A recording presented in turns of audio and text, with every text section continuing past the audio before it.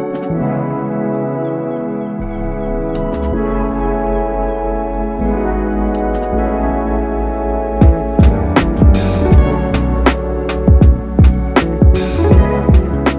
guys, welcome back to the channel. We're on to location number 9 for the 15 photos, one location series. If you're new to this series on my channel, then I decided to make my way up the northeast coastline and only take 15 photos at each of the places I stop at. The location for this episode was Beadnell Bay, which I am new to, but to mix things up even more, I decided to limit myself to this bite-sized footprint here, mainly focusing on the small harbour walls. As the behind the scenes is running, I'm going to break down each of the 15 photos, what went well, what didn't go so well, so you can learn from it, I can learn from it, and hopefully it inspires you to keep getting out and keep shooting. So as you can see, I'm wandering along the sort of port walls here, and I spot these tires hanging along the wall on the opposite side. There's also a guy there standing on the beach, just kind of looking out at the scenery. Now truthfully, this is one of those images I could have composed probably 10-15 different ways. I could have punched in and really had those tires the whole point of the image. I could have made the guy on the beach the whole point of the image, but in the end I go ahead and I take this frame here, which I think is quite a nice balance of all those sort of things together. So we've got the wall quite low with the tires almost central but not too central, and then the guy on the left hand side of the frame. There's also that trolley slash shopping bag type of thing on the beach. I'm not really sure what that is. That could probably maybe do with a little bit of a clone stamp, but for clarity in this video I'm not going to be doing any removing or different crops and stuff like that. I'm going to show you the photos exactly how they were taken. So we've got a nice clear blue sky there as well, which I love at the moment when it comes to my photos. A few seconds later I turn around and I'm sort of looking back in the other direction now, and I spot these two walkers coming along the harbour wall there, and I frame a few different things up and decide to move over to the left hand side and try and get this old rusty railing ladder, should I say, in the frame as well. So I framed something up that I think has that rusty ladder in the foreground nice enough,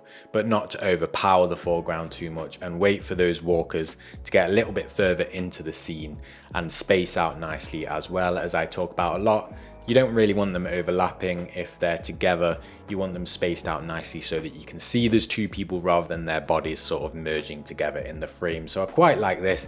I also like the ropes on the floor there that are almost sort of leading up to the two people. That wasn't particularly planned. That's one of those lucky accidents, I would say. But I do like this shot. Maybe composition's a little bit confusing, but I think it's quite a nice storytelling shot. And again, we've got that nice blue sky, which will be a common theme throughout these images. So I'm kind of sticking around here and just hanging around, see what else unfolds on the day. And then this guy who's jumped off his bike and had a little bit of a wander around also enters the frame, and I go ahead and shoot this one, which is a little bit different. We now bring in this little bit of beach down here on the side with those orange stones, giving a nice bit of color to the frame. And we've now got the guy on the left hand side and the wall leading right up to him, which is really nice.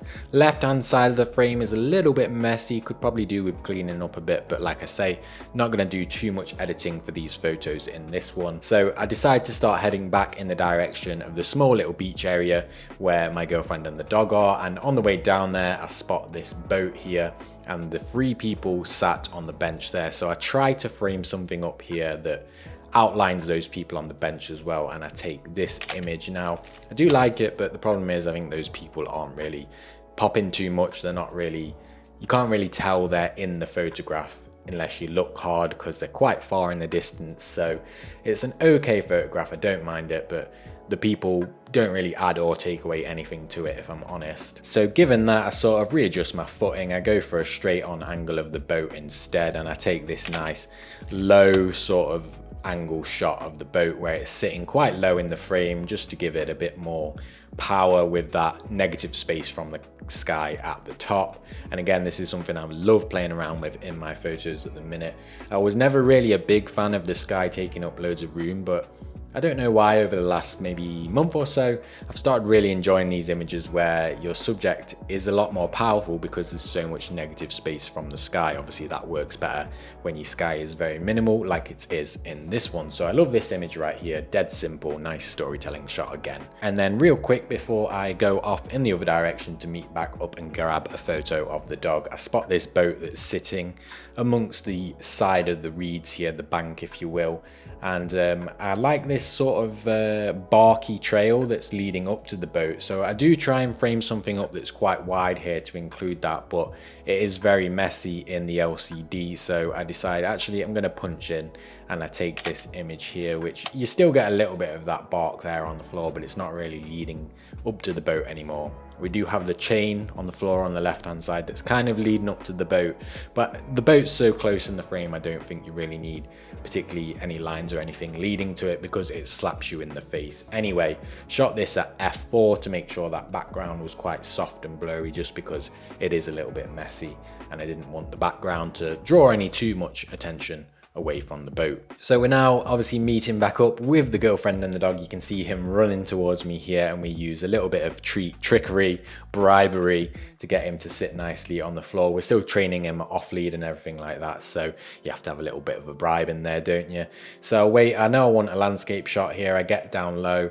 If you're taking photos of pets or animals or anything, make sure you get down to their level because there's nothing that screams amateur photo like taking just a shot from above as if it was a snapshot on your phone taken by your grandma.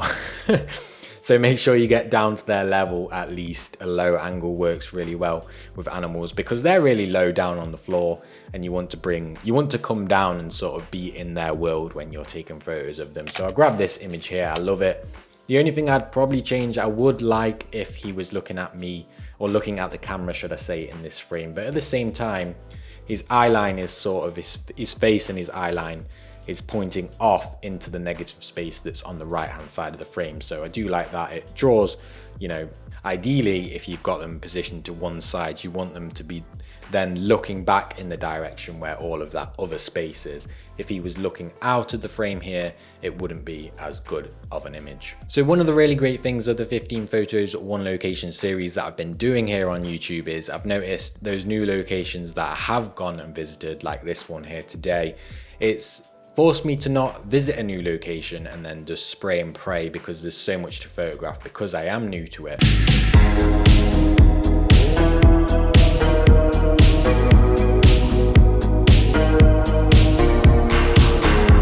So after I grabbed that lovely photo of Lupin there on the beach, I decide to go back up to the harbour walls, bringing my girlfriend and the dog with me this time, and I asked them to go ahead and walk along that harbour wall on the other side of me because I want to grab a shot of them with loads of negative space with them to move into. So you can see them on the other side of the wall here sort of moving in, and I wait for them to get into a nice walking position. I fire a few off here, to be fair, like 5 or 6, just to make sure I get those feet positioned nicely and everything, and I take this frame here.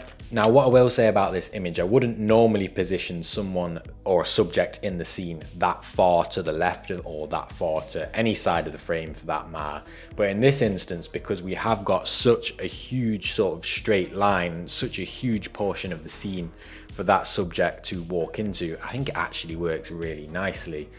Like I say, I took a few, so there's a few where Jess and the dog are a little bit further into the scene, but this one actually, I mean, you can disagree, but I think this one works really nicely.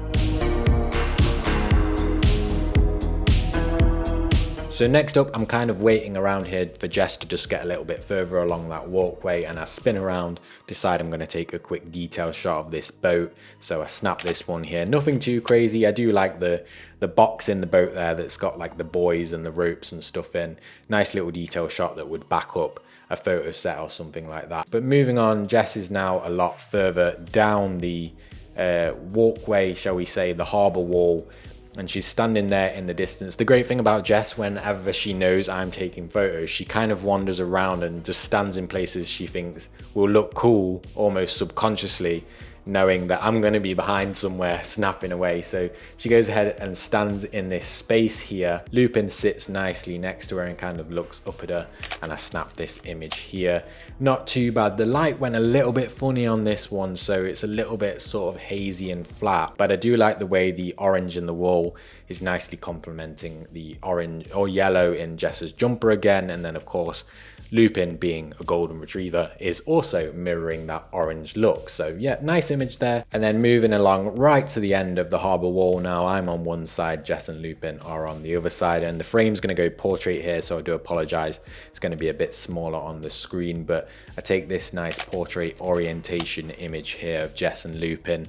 Lupin's really confused because I'm shouting him from the other side, and he's like, where's that noise coming from?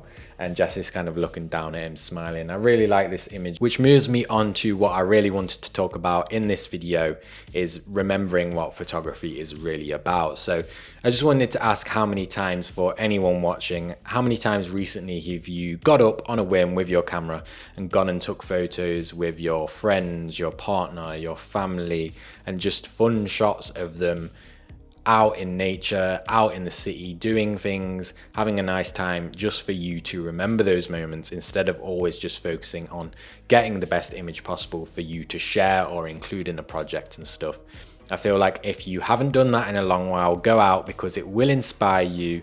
You will remember how powerful cameras are and how great it is to just take photos for fun, rather than always focusing on trying to get the best images possible. Anyway, enough of that little ramble here. Round the corner a bit, I spot this guy that's sitting on that wall that Jess was just down at previously, and he's wearing sort of all black, which is nice because it pops up against the sort of background and stuff. And I take this frame here. Again, it's a little bit hazy and sort of grey and strange. I think that heat on the coast often does that to the weather over there, but nice image here.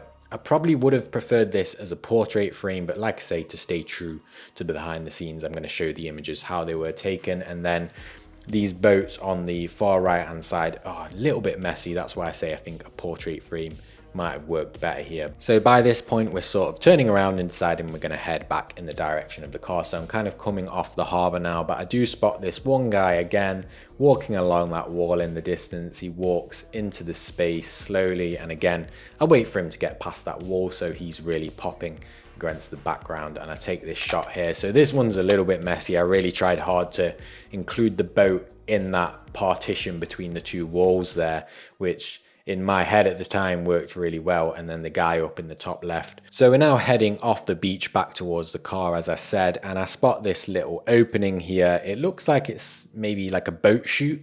You maybe, when the tide's in, you sort of slide your boat down there. I'm not 100% sure, but I start off by trying to frame something central, and then quickly realize that it actually cuts a lot of the boats out in the distance. So I take a few steps to the right hand side and shoot this image here, which is yeah, it's not bad. It's a little bit off with the framing. I think the bushes and stuff cut over a few of those boats still, so maybe a little bit of more of a step to the left in this case to make sure that there's nothing overlapping those boats. But all in all, again, nice shot, not too bad.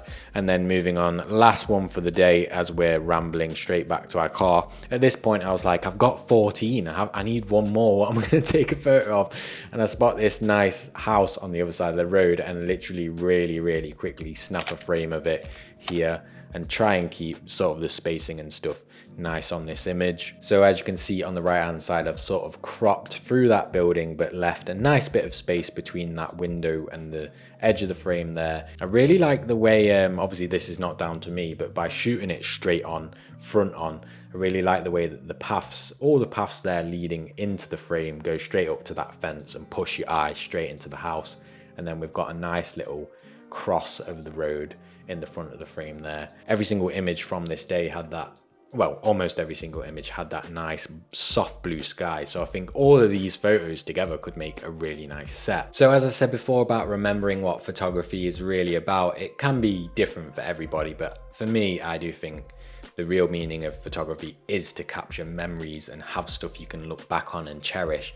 And this was the first time in a long time that I felt like I took some photos that did that. So I'm definitely going to try and make more time for that in the future. Maybe we'll do this again with the 15 photos, one location series, and try and capture some more fun, personal stuff to me that other people might also find inspiring. Go out, have fun, use your camera, take photos, enjoy it. It's a hobby after all. I know obviously some people are making money from it, and I'm probably ranting too far here. So that's going to be it from me in this one. I hope you enjoyed. I hope you found some value in it and maybe get inspired to go out and do a little bit of a more fun photo shoot like this one. Thank you so much for watching. Drop a comment down below if you have time. And as always, I'll see you in the next one.